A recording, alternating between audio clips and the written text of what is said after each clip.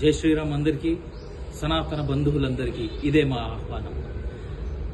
తుబుక్ అని ఉమ్మేటువంటి ఫుడ్ తినకూడదు అని చెప్పేటువంటి ఉద్యమం ఓ పక్క నడుస్తూ ఉంటే, ధురంధర్ లాంటి సినిమాలు సనాతనీయులైనటువంటి అందరినీ నిద్రలోంచి మెలకువ వైపు నడిపిస్తున్నాయి. అలాగే ఎంతో మంది సనాతన ధర్మ రక్షకులంతా ఒకే చోట చేరి గొప్పగా జరుపుకునేటువంటి పండగే రిఫ్లెక్షన్ సనాతన కాంక్లేవ్.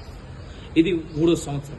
అమోఘ్ దేశపతి తను నిర్విరామంగా ఎన్నో కష్టాలకు ఓర్చుతూ కూడా తను చేస్తున్నటువంటి ఈ కార్యక్రమంలో అందరం పాల్పంచుకున్నాం. ఒక మాట మాత్రం చెప్తా, సనాతన కాంక్లేవ్ అనేటువంటిది ఎంతో మంది హిందూ ఇన్ఫ్లుయెన్సర్స్ అందరినీ ఒకే దగ్గరికి తీసుకొచ్చి అందరినీ ఒకరికొకరికి పరిచయం చేస్తూ అందరూ ఒకే తాటిపై నిలబడాలని చేసేటువంటి ఒక గొప్ప పండుగ లాంటిది.